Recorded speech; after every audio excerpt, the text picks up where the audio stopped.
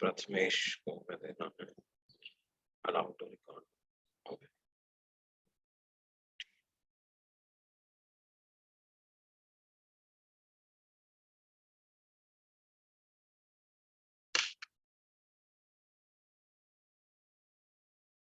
अब देखो जैसे इसमें कुछ तो क्या है जो हमने डायरेक्ट इक्वेशन पढ़ी है उस पे क्वेश्चंस बन जाते हैं।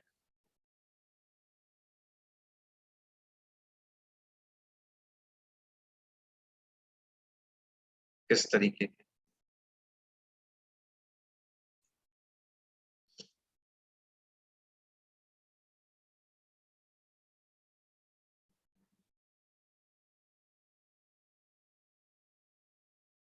मान लो हमसे कहा जाए कि there is this circuit which contains a inductor and resistor,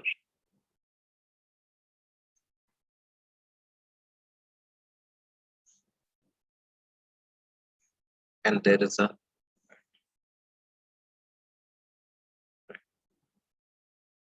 this switch S is closed at t equal to 0. Find the time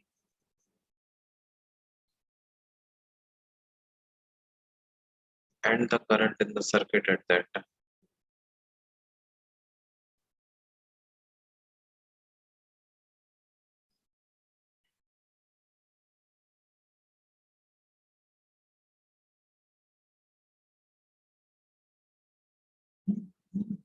When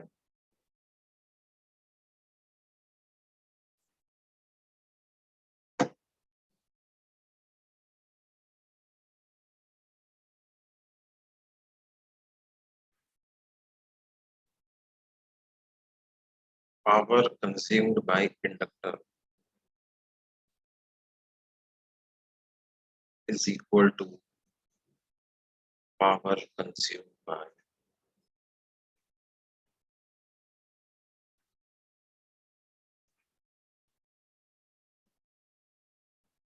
resistor.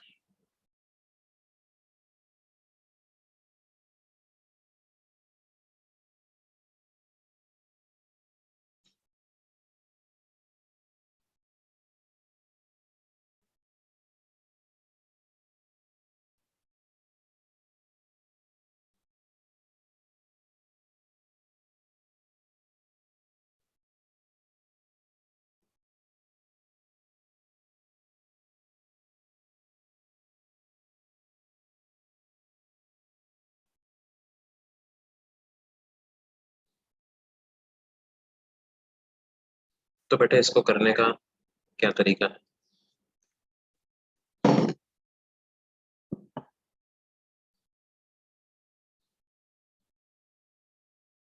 देखो किसी भी इलेक्ट्रिकल डिवाइस द्वारा जो पावर कंज्यूम्ड या सप्लाइड का जो फॉर्मूला होता है वो होता है P इंटू आई।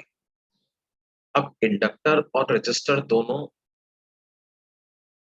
के द्वारा अगर पावर कंज्यूम मेरे को लिखनी है, इंडक्टर के द्वारा लिखनी है तो PL इंटू IL करेंगे, और रजिस्टर के द्वारा लिखनी है तो PR इंटू IR करेंगे। अच्छा करंट तो दोनों में से सेम ही है, IL is already equal to IR as they are in series.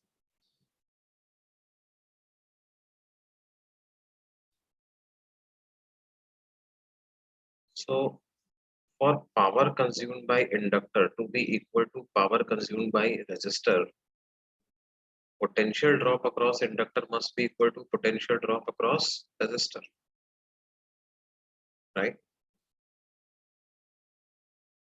ये होना चाहिए, किसी जिस इंस्टेंट पे ये इक्वेशन बैठ जाएगी उस इंस्टेंट पर पावर कंज्यूम बराबर हो जाए। अच्छा दोनों के अक्रॉस ड्रॉप का जो सम है वो तो E के बराबर, इसका मतलब पोटेंशियल ड्रॉप अक्रॉस इंडक्टर और पोटेंशियल ड्रॉप अक्रॉस रजिस्टर ये दोनों कितने हो जाने चाहिए? जब बराबर हो तो E/2 हो जाने चाहिए। अब पोटेंशियल ड्रॉप अक्रॉस रजिस्टर अगर E/2 हो गया इसका मतलब करंट कितना हो गया बेटे, E/2R। यहाँ से टाइम पता लगा सकते हैं।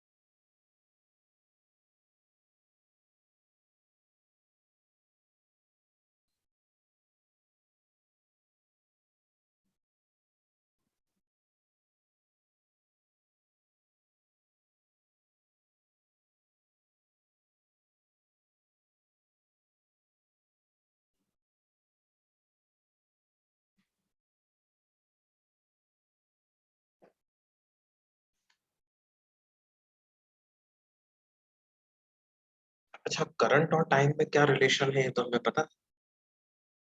करंट एट टाइम टी कितना लिखते हैं बच्चों?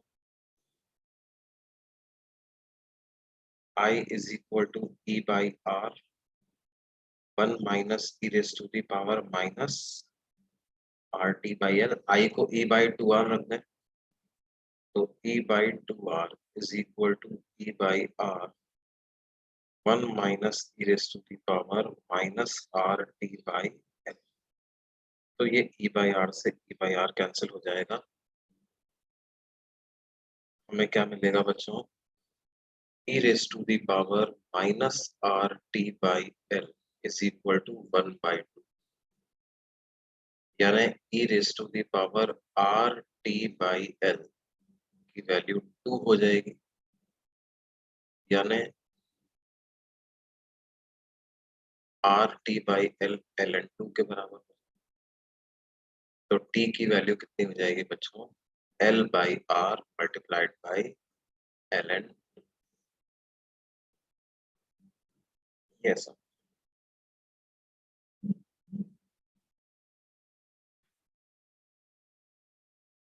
ठीक है भाई, ये बात समझ में आती है।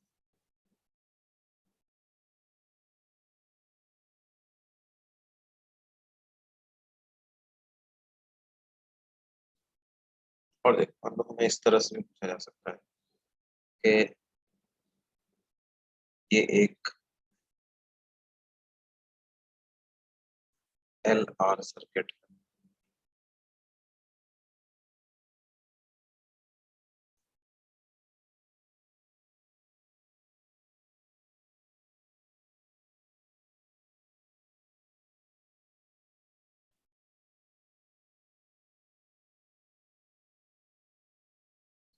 S is closed at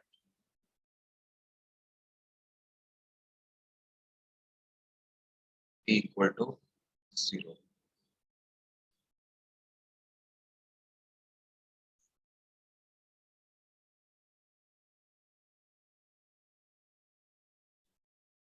पता करना है, find the time it takes for current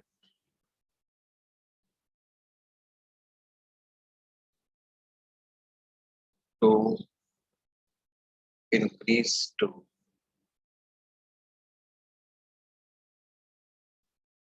90% of its steady state।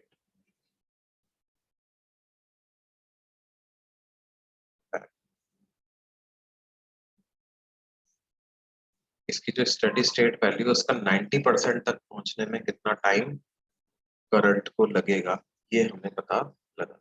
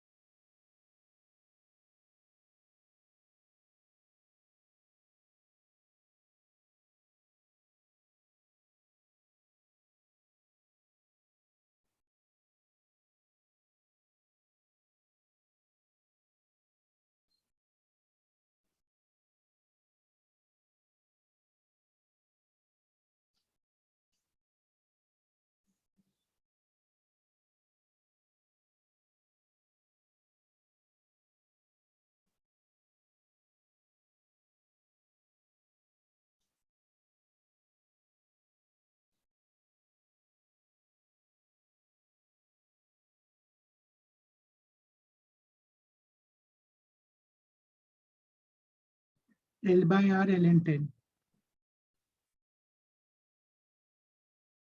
L/R ln 10.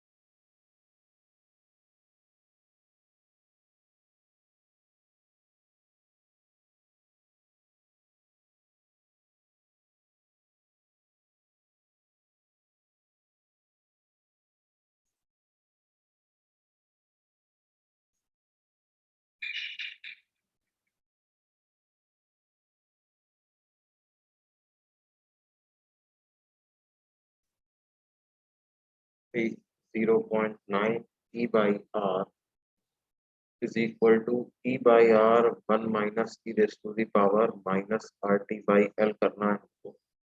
तो 1 minus E raised to the power minus RT by L किसके बराबर आ जाएगा बेटे? 0.1 E by R के बराबर, या E by R तो E by R से कैंसिल हो जाएगा, सॉरी, 0.1 आ जाएगा, यानी E raised to the power minus RT 0.9।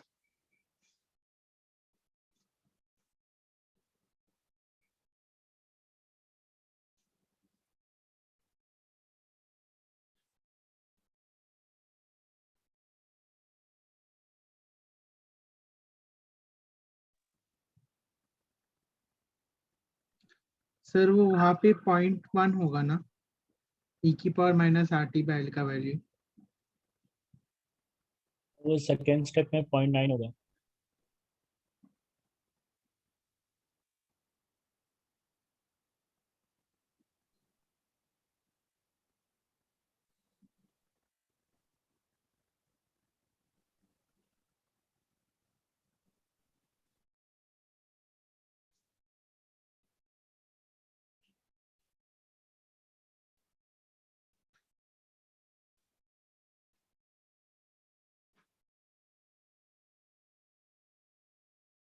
हाँ बेटे, क्या आया?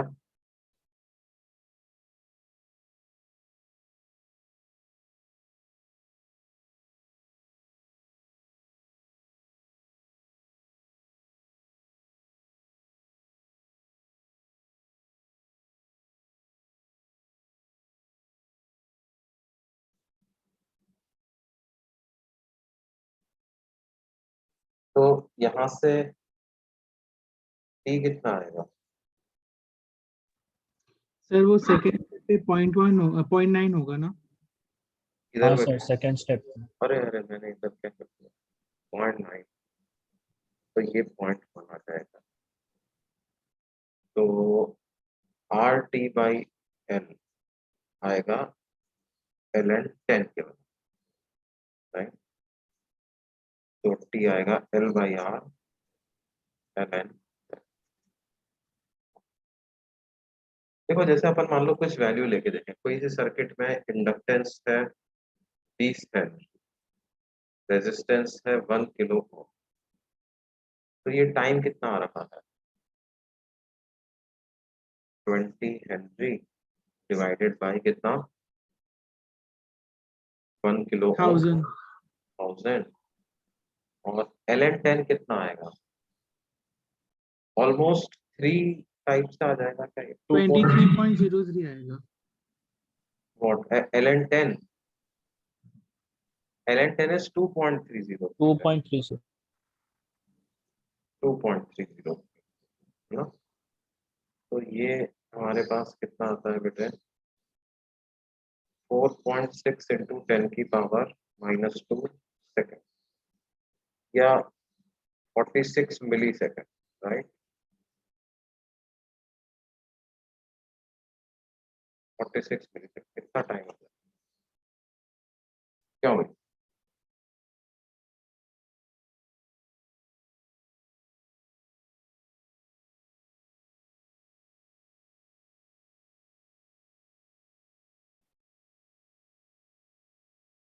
समझ में आई भाई? मतलब देखो ऐसा नहीं है कि कोई बहुत ज्यादा टाइम लग जाता हो इंडक्टेंस की वजह से, है ना, तो बहुत भयंकर भी टाइम इंक्रीज हो, लेकिन हाँ कुछ लैग हो जाता है। बात यह है कि हम कुछ कैलकुलेशन कर सकते हैं, we can put in some number.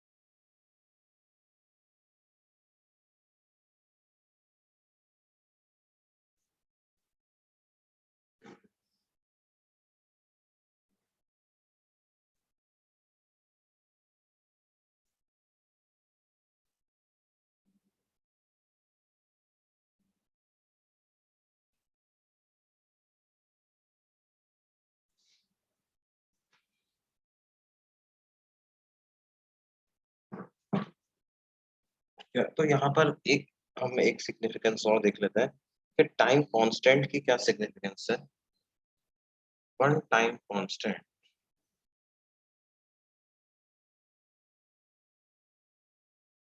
is the time in which current in the circuit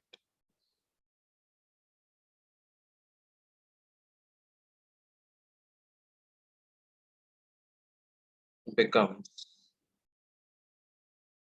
0.63 times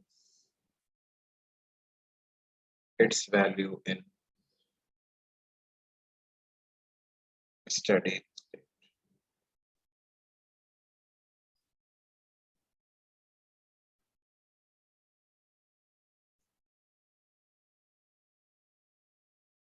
ठीक है, जैसे I बराबर होता है I study state 1 minus e raised to the power minus t by tau।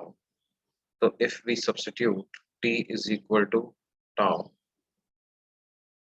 at t is equal to tau, तो current कितना हो जाएगा? I study state 1 minus e raised to the power minus 1, and e raised to the power minus 1 has approximate value of 0.37, so this becomes I becomes equal to I steady state multiplied by 0.6, right? ये हमारे पास ऐसा।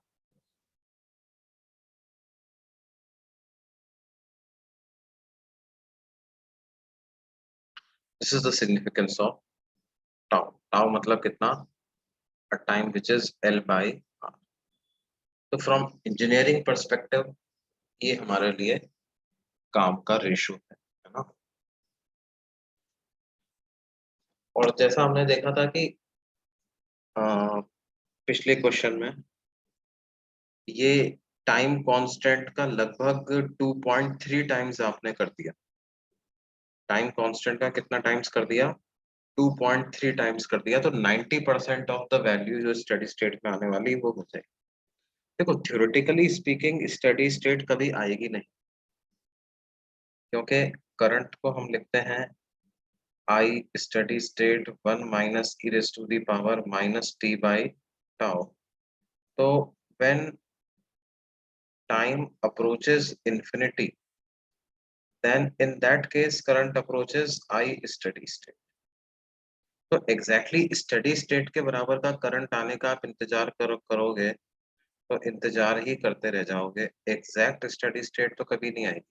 हाँ, लगभग steady state तक आप पहुंच जाओगे। जैसे 90% ऑफ द स्टडी स्टेट में आप पहुंच गए, उसके लिए कितना टाइम लगा?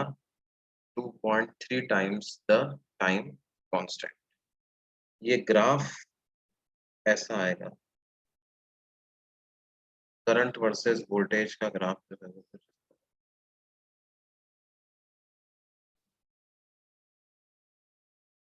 this will be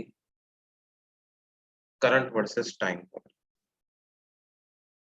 yes, और 63% हो जाएगा ऑफ द स्टडी स्टेट कब? एट t इक्वल टू टाउ। जो करंट हो जाएगा वो कितना हो जाएगा? 0.63 times that in the study state.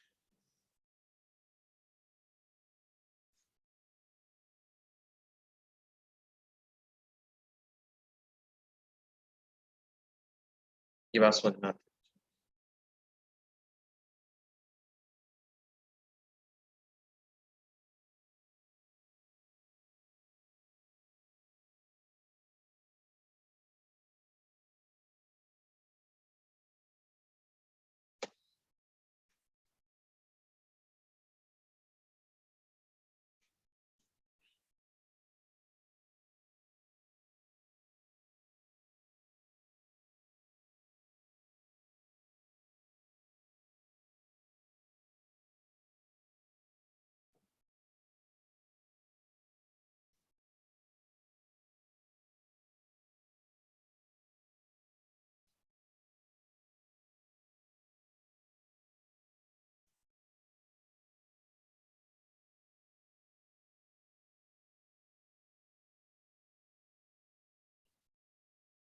अच्छा देखो, इसी तरह से इसमें क्या है, decay of current in LR circuit की भी अपन बात करते हैं through questions like this.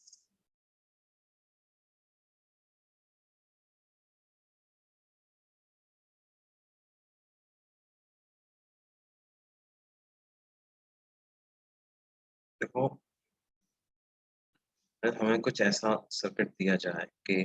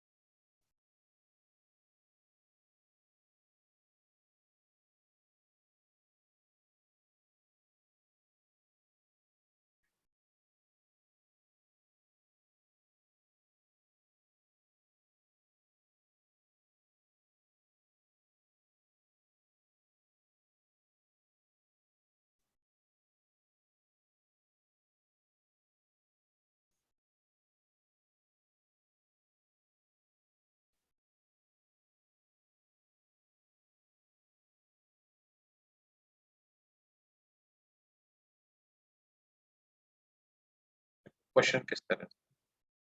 After keeping the switch S in position 1,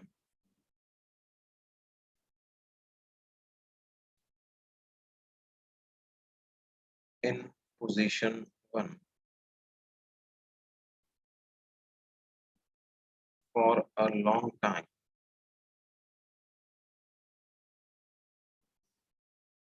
it is shifted to the position 2,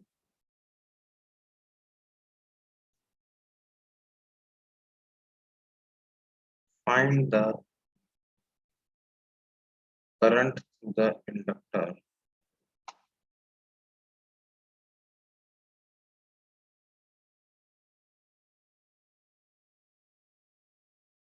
at an instant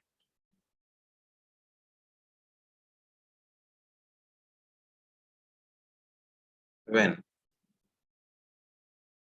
at at at time t at time t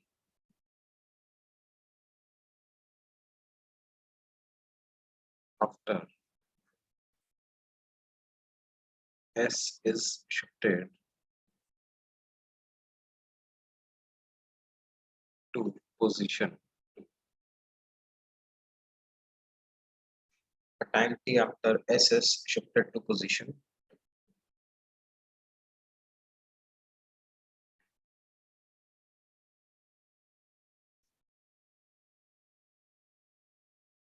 मान लो इसमें और भी कुछ चीजें हमसे पूछे also find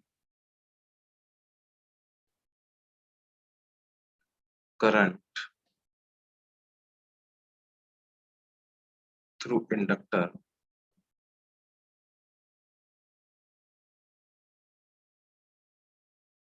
immediately after S is shifted to position 2.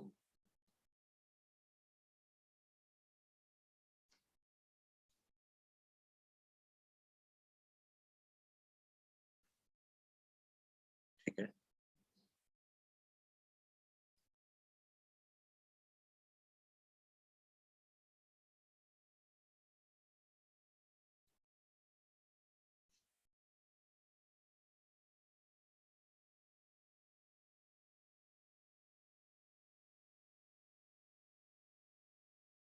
तो देखो कैसे करेंगे बच्चों लंबे समय तक जब हम इस स्विच को पोजीशन 1 में रखेंगे तो steady state will be achieved in position 1.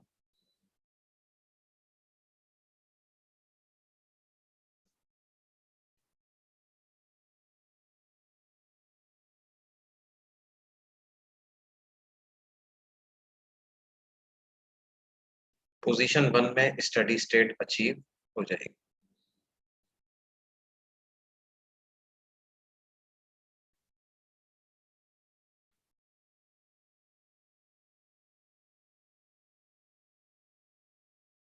और कितना करंट फ्लो करने लगेगा E बाई R के बराबर का करंट उसमें फ्लो करने लगेगा अब आपने जैसे ही स्विच को पोजीशन 2 में शिफ्ट किया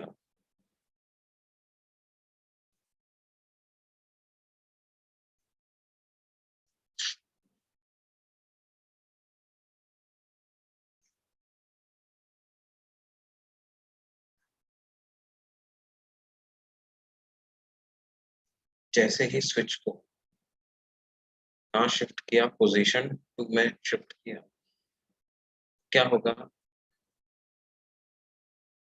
करंट अचानक से इंडक्टर में से चेंज नहीं होगा ये इंडक्टर की प्रॉपर्टी है पहले किधर फ्लो कर रहा था राइट साइड में E बाई आर फ्लो कर रहा था तो अभी भी कितना फ्लो कर रहा होगा बेटे E by R ही फ्लो करेगा राइट साइड आर ही फ्लो कर रहा होगा एंड टुवर्ड्स राइट ही फ्लो कर रहा होगा थ्रू द इंडक्टर मैं इस डायग्राम को थोड़ा सा ठीक तरीके से ड्रॉ करना चाहता हूँ ये क्योंकि ये दोनों क्लैश कर रहे हैं यहाँ पे इसको मैं थोड़ा सा नीचे ड्रॉ कर देता हूँ समथिंग लाइक दिस ये मेरा इंडक्टर हो गया ये स्विच जा रहा है और ये हमारा नया रेजिस्टेंस हो गया R. अभी भी इसमें से करंट ऐसे E बाई R ही फ्लो कर रहा हो ठीक है this is at t equal to 0 plus, है ना।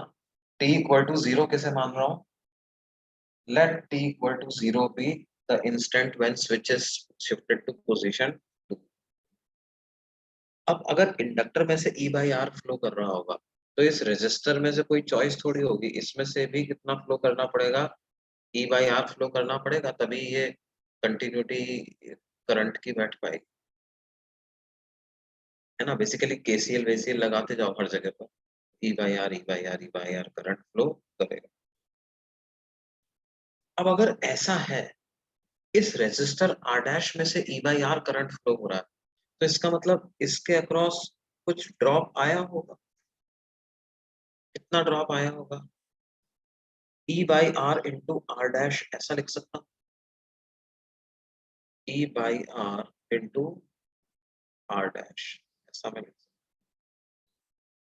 ध्यान दो, इंडक्टर के अक्रॉस ड्रॉप अपन कैसे लिखते हैं? ये प्लस लिखते हैं जहां से करंट एंटर कर रहा है, और जहां से करंट बाहर निकल रहा है उसको माइनस लिखते हैं।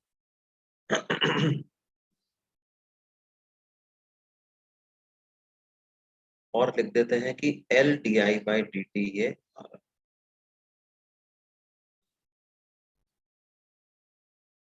इस वाले पॉइंट को मान लो मैंने ए नाम दिया, और इस वाले पॉइंट को बी नाम दिया, तो ये भी बी हो जाए और ये भी ए हो जाए। तो VB माइनस VA कितना दिया हुआ? VB माइनस VA दिया हुआ है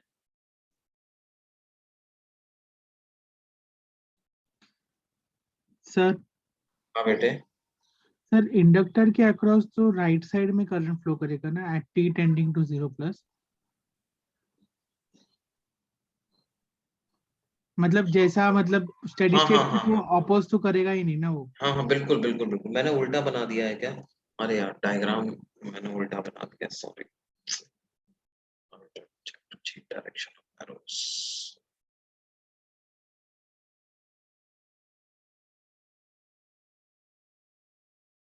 पहले से किधर फ्लो कर रहा था बेटे? जिधर पहले फ्लो कर रहा था ना, उधर ही फ्लो करता रहे। पहले किधर किधर फ्लो कर रहा था? ऐसे राइट साइड में जा रहा था, अभी भी राइट साइड में ही, और इसमें लेफ्ट साइड में जाए। और उसकी वजह से क्या होगा, अपने को पोलैरिटी भी बदलनी पड़ेगी। पोलैरिटी अब कैसी हो जाएंगी भाई?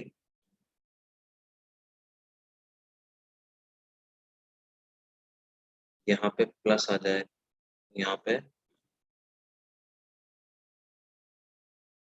और इसी तरह से यहाँ पे भी प्लस लिखेंगे यहाँ पे।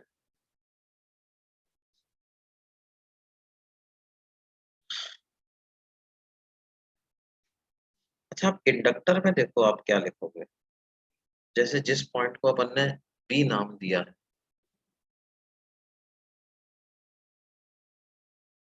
अब अकॉर्डिंग टू रेजिस्टर,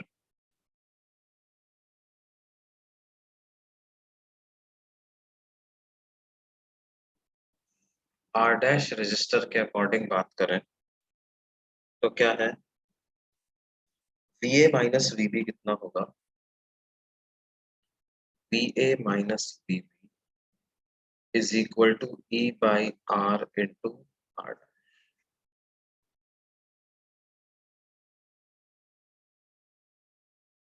और अकॉर्डिंग टू इंडक्टर,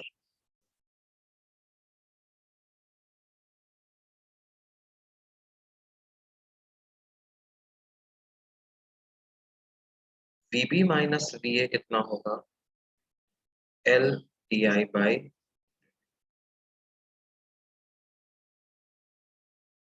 इन दोनों इक्वेशन से कंबाइन करके अगर अपन देखें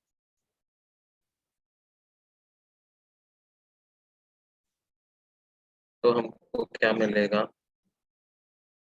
minus E by R into R dash is equal to L DI by,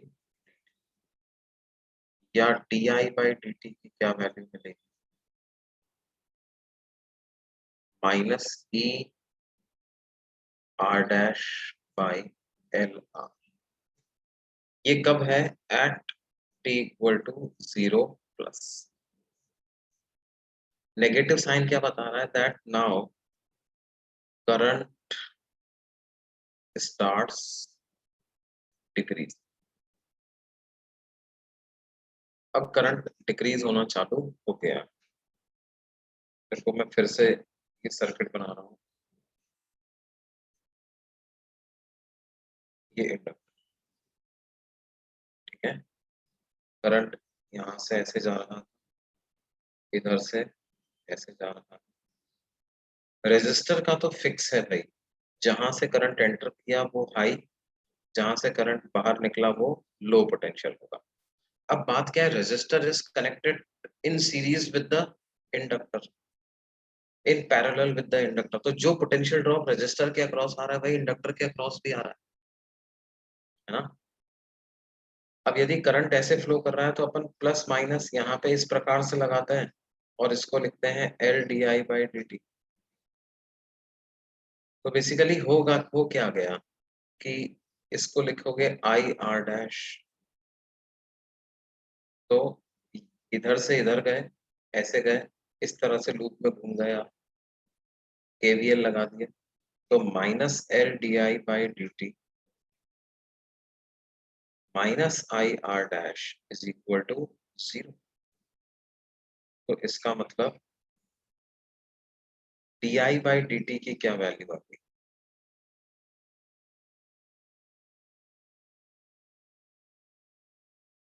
D I by D T की वैल्यू आ गई minus I R dash upon, D I by D T की value आ गई minus I R dash upon L. ये D I by D T की value.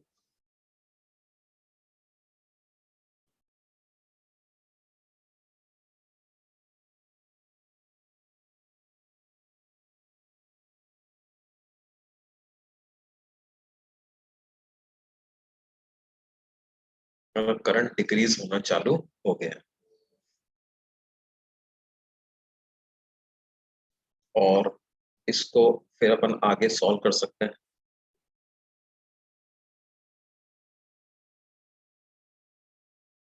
कैसे solve करोगे? D I upon I is equal to minus R dash by L into d t, और इसको integrate कर दें 0 से टी तक, और इसको इंटीग्रेट कर दें कहां से कहां तक?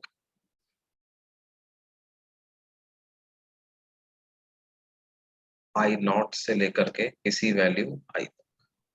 तो ये आ जाएगा L N of I divided by I is equal to minus R dash T by L, या I is equal to I not e raise to the power minus R dash T by. ये जो equation है इसको कहते हैं equation of decay of current in the, equation of decay of current in L R.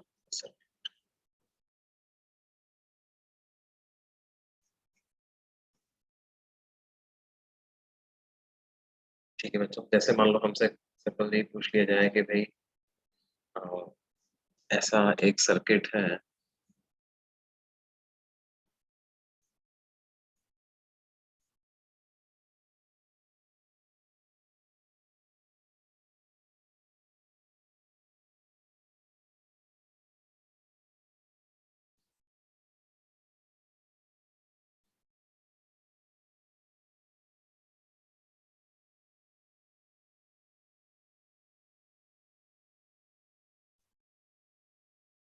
ये inductor,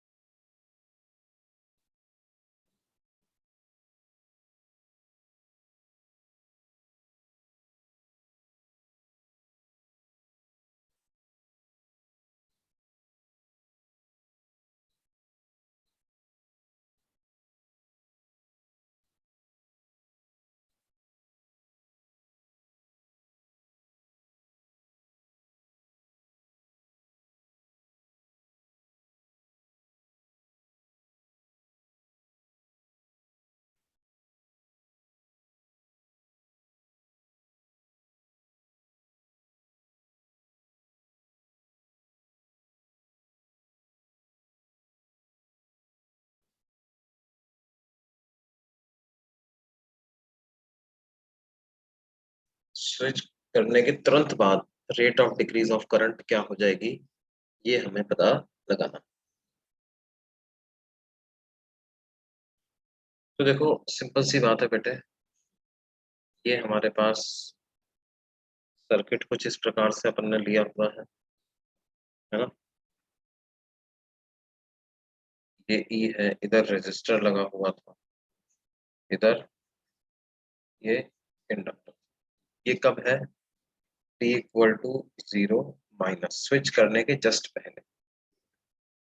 तो current इसमें क्योंकि ऑलरेडी बहुत समय बीत चुका है तो स्टेडी स्टेट आ चुकी होगी, ई बाई आर करंट इंडक्टर में बड़े आराम से फ्लो कर रहा हो।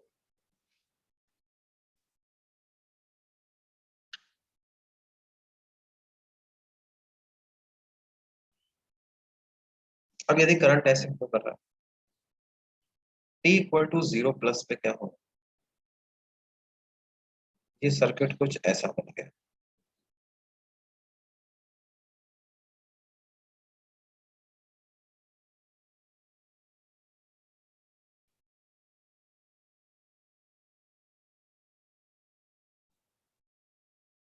टू आर पर रेजिस्टर कितना है, 2R। करंट एकदम से नहीं बदलेगा, यहाँ से करंट कितना फ्लो होगा, ई बाई आर फ्लो, और इधर से भी ई बाई आर ही फ्लो कर रहा। तो पहला पार्ट तो अपन लिख सकते हैं at T equal to 0 plus current will be equal to E by are.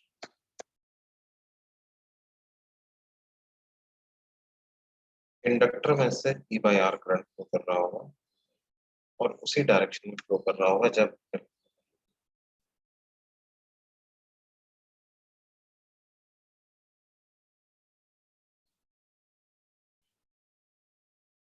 किसी टाइम टी पे करंट लिखना। तो करंट एट टाइम टी को अपन क्या लिख सकते हैं, current at T equal to 0 into E raise to the power minus T by tau. तो I is equal to I not को कितना लिख देंगे, शुरू में करंट था E by R, E raise to the power minus T by tau, tau को लिख देंगे एल बाई 2R। अभी रेजिस्टेंस 2R, तो आई हो जाएगा E by R into E raise to the power minus 2R T by L. ये ऐसा current इसमें हो जाएगा।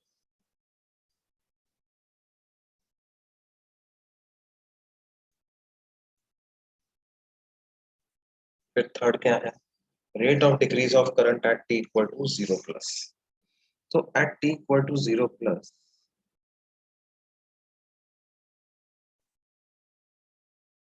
या तो आप डायरेक्टली इस सर्किट से देख के बोल सकते हैं। कैसे, करंट इंडक्टर में जा रहा है राइट से लेफ्ट, तो क्या कर दो, सर्किट की हालत कुछ इस तरह की,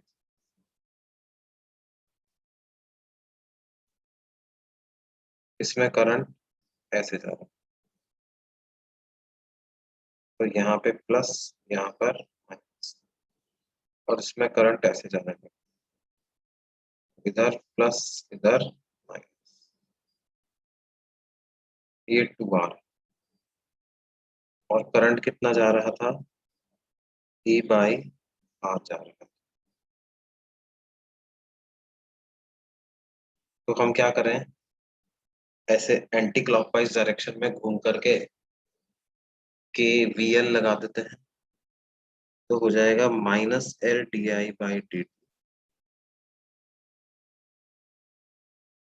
minus I into 2R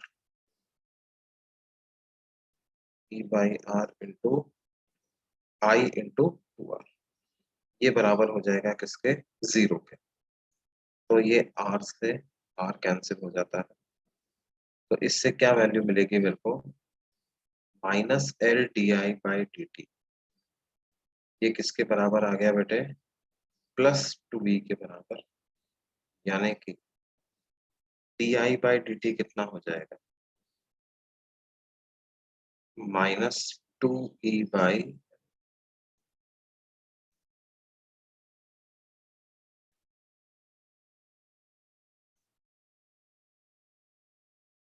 di by dt किसके बराबर हो जाएगा, -2e by l के बराबर ये वैल्यू।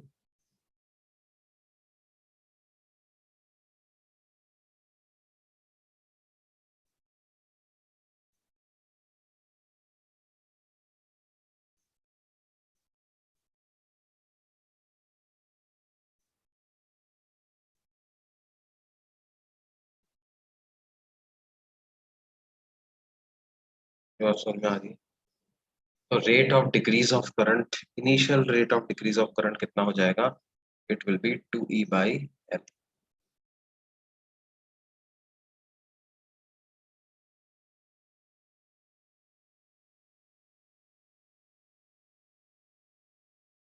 और देखो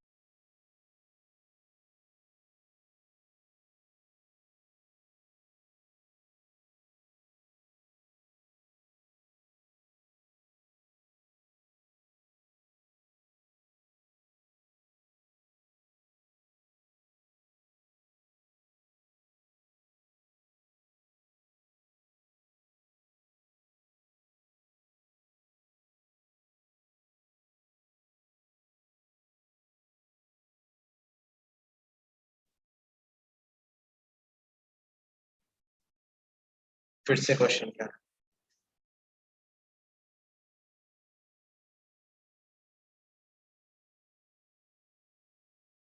after keeping S in position 1 for a long time, it is shifted to the position 2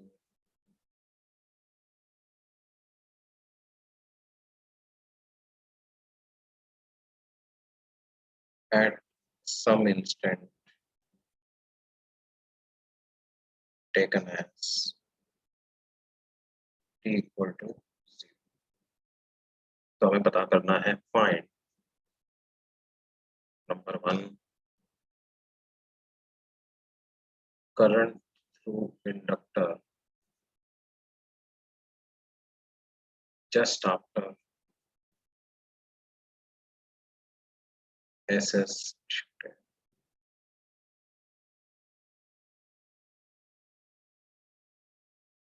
दूसरा हमें पता करना है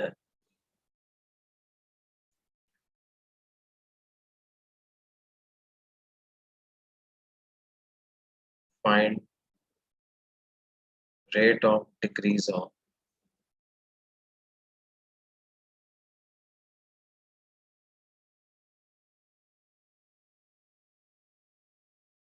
rate of decrease or increase, we don't know what it is, current through inductor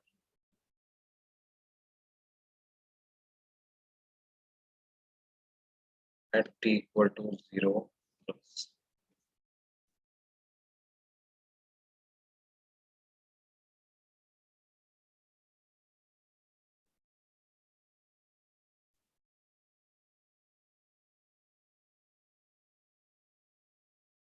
find steady state current in inductor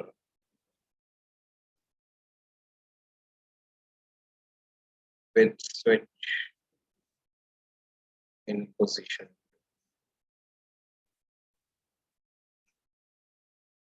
find steady state current in inductor with switch in position,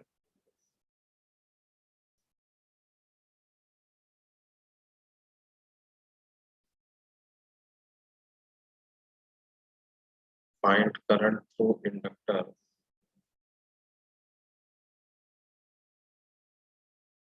at time where t is what greater than 0. ये चारों part अपने को पता करने हैं।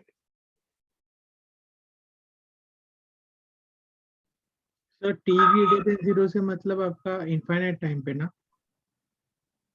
हाँ बेटे, कौन से, किसका मतलब? टी ग्रेटर देन 0 मतलब इनफाइनाइट टाइम पे ना, मतलब बहुत टाइम होने के बाद। नहीं नहीं नहीं नहीं, किसी जनरल टाइम t पे विच इज ग्रेटर देन 0। अच्छा ठीक है सर। भाई टाइम t अपन ने किसको चुना हुआ है? जब स्विच को 2 पे शिफ्ट किया है ना। तो नेगेटिव टाइम का मतलब क्या होता? जब स्विच स्टिल इन पोजीशन 1 है, ठीक है, तो हाँ तब सर। की बात नहीं कर रहे हैं। जब 2 में आ गया है उसके टी टाइम बाद में क्या करंट होगा।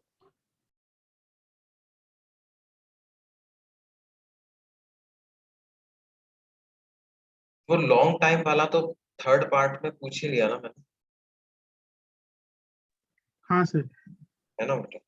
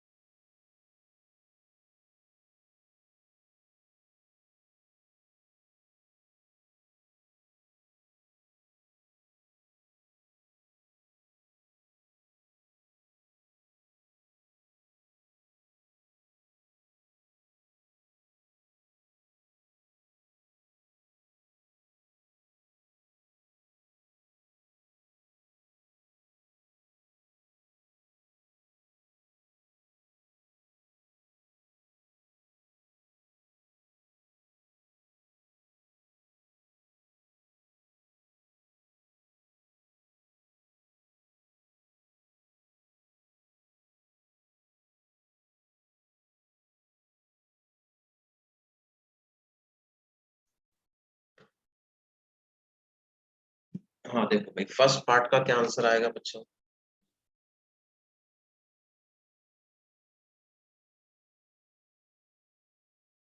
It will be E by are,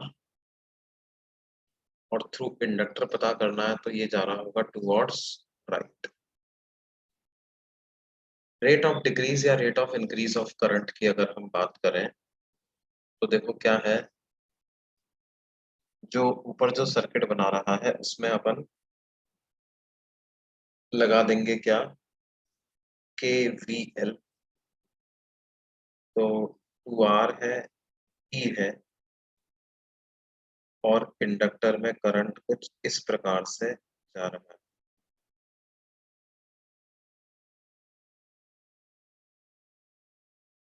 ऐसे जा रहा है, इंडक्टर में ऐसे जा रहा होगा तो ऊपर इस प्रकार से जा रहा है। ये है E, ये है 2R, और इधर है L, ये है I, ये भी है। I की वैल्यू किसके बराबर है? 0 प्लस पे। It is equal to E by, तो हम लिखते हैं यहाँ से यहाँ जाते समय KVL लगा रहे हैं तो minus L D I by D T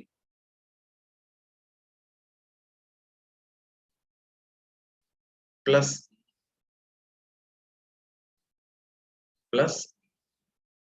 minus E by R into 2R, ये बराबर आ रहा है किसके? 0 के।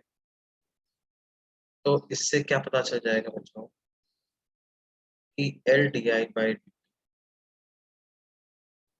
इज इक्वल टू माइनस, यानी D I by D T कितना हो जाएगा? Minus E by D I by D T की वैल्यू हो जाएगी माइनस ई बाई एल। ये ऐसा हो जाएगा, मतलब करंट ऑफ कोर्स डिक्रीज हो रहा है। स्टडी स्टेट करंट की बात करें तो स्टडी स्टेट में तो क्या होगा बेटे, D I by D T तो 0 हो जाएगा, इंडक्टर के अक्रॉस तो कोई ड्रॉप आएगा नहीं। ये सेकंड पार्ट था। थर्ड पार्ट क्या है? स्टडी स्टेट करंट, तो वो E बाई 2R हो जाएगा, राइट। और इंडक्टर के थ्रू अगर बात करें तो इंडक्टर में से अब राइट में जा रहा है, पहले भी राइट में जा रहा था, अभी भी राइट में जा रहा है, लेकिन अब कितना हो गया है? E by 2R। और फोर्थ पार्ट की अगर अपन बात करें तो कितना होगा? Find through inductor at time t, inductor में से करंट t टाइम पे कितना फ्लो हो रहा होगा। तो इक्वेशन तो यही वाली बनेगी ना जो अपन ने यहाँ पे बनाई। मतलब क्या लिखेंगे? Minus L D I by D T plus E minus I into 2R equal to 0। तो ये हमारे पास हो जाएगा E minus 2IR equal to L D I by, इसका मतलब dt divided by L equal to d I upon E minus 2I, dt upon L equal to d I upon E minus 2IR। इसको integrate कर तो क्या आ जाएगा? t divided by L is equal to minus 1/2R ln of E minus 2IR। और integration का limit मेरे को कहां से कहां तक डालना है?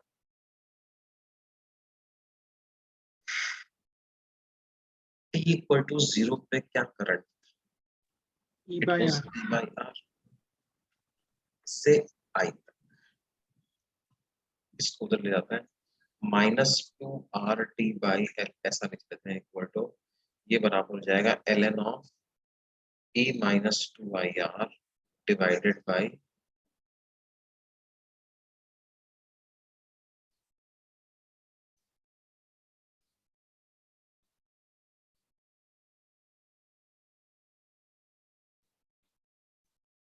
ln में नेगेटिव आ गया है।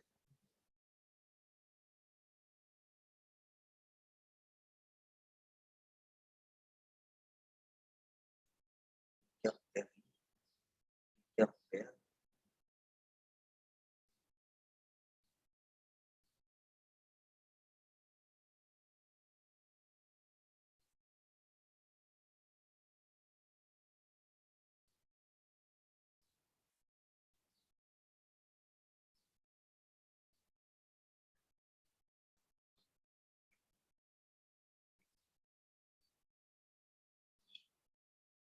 नेगेटिव तो नीचे है।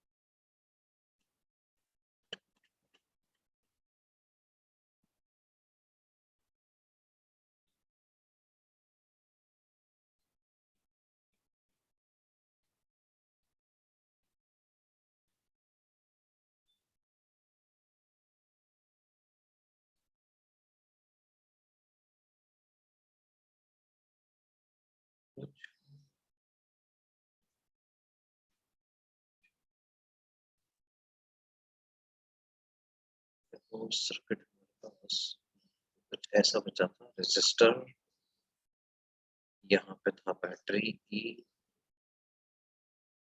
और इधर था inductor.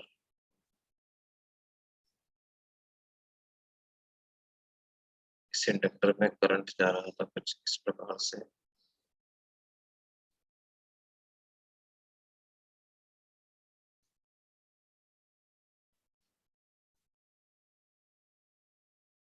Plus minus L D I by D T.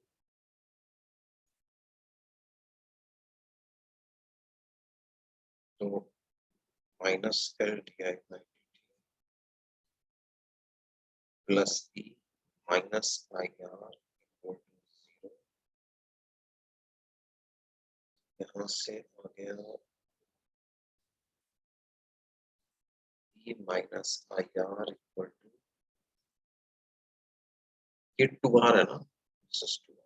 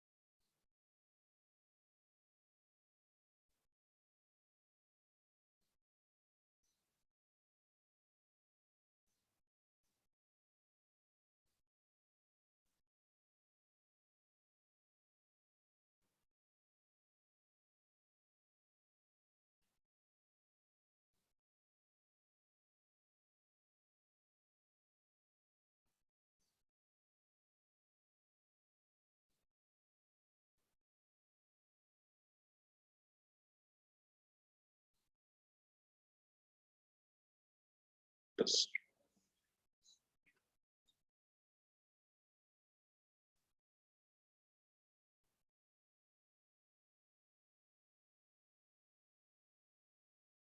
Sir वो +2 आएगा ना,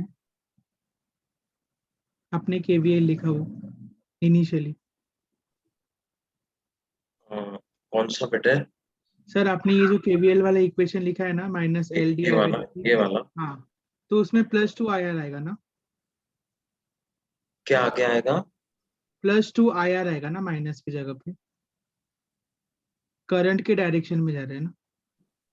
हाँ तो ये प्लस है, ये माइनस, -2 IR ही तो आएगा, ऐसे जा रहे हैं ना। हाँ तो -LdI/dt -E+2IR बोल रहा हूँ। नहीं, -LdI/dt प्लस E -2IR ही तो आएगा। अच्छा हाँ,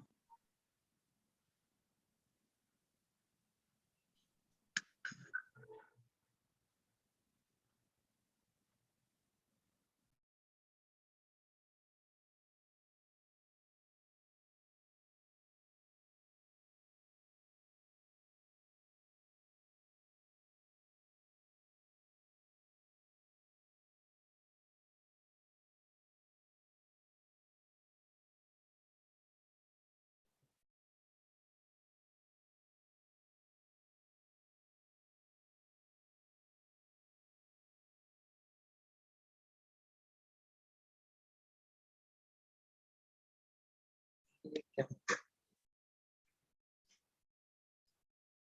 हाँ इक्वेशन गलत है, कुछ समझ नहीं आ रही, क्या चक्कर है?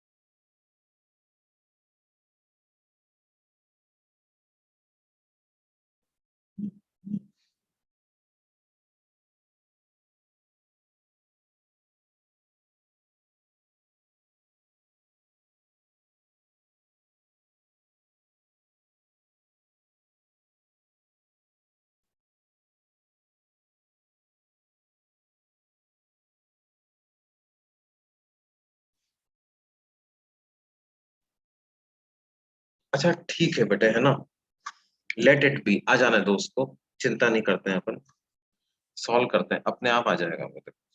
कैसे? -2RT/L आया, ये किसके बराबर आ गया?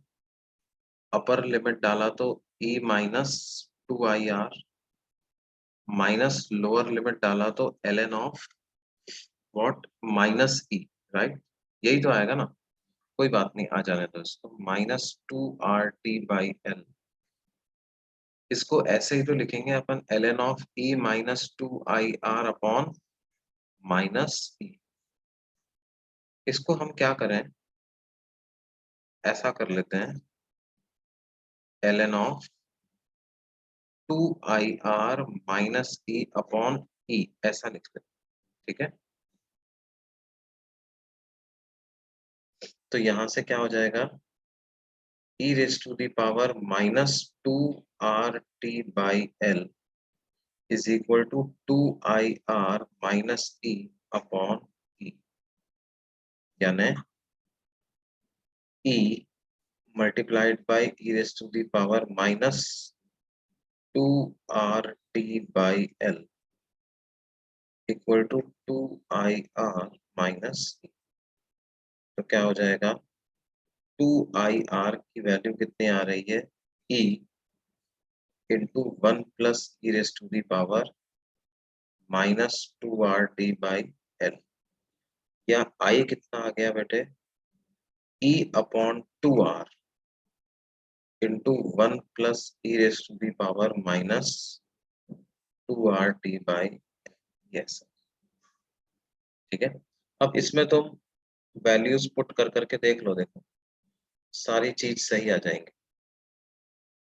t को 0 रखो इस इक्वेशन में, तो e की पावर 0 1 हो जाएगा, 1 प्लस 1 2 हो जाएगा, 2 से ये वाला 2 कैंसिल होकर के करंट E/R आएगा, और t को इन्फिनिटी रखो तो करंट E/2R आ जाएगा।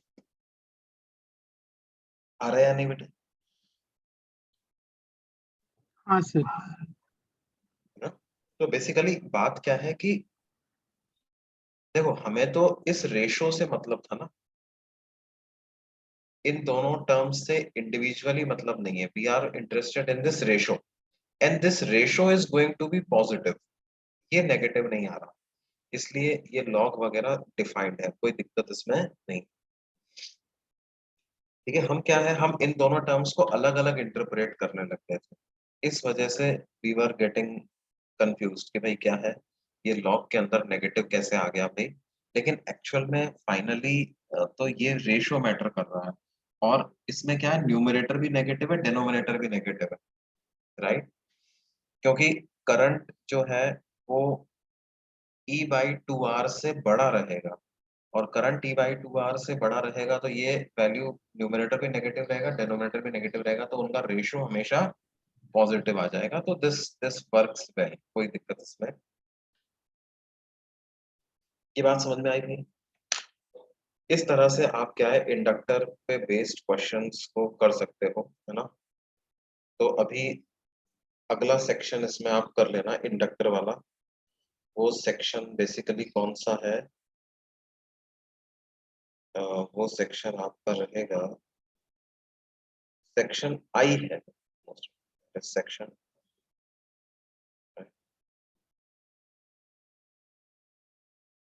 GH, नहीं सेक्शन H है। हाँ H भी है और I भी है, दोनों है। ठीक है बच्चों, पिछली क्लास में हमने G सेक्शन तक पढ़ लिया था, अभी हमको पढ़ना है सेक्शन H और I। ये हमने आज कवर किया है, इसके क्वेश्चंस आप करो। हाँ सर। बाकी फिर हम इसको आगे अगली क्लास में फिर कंटिन्यू करेंगे।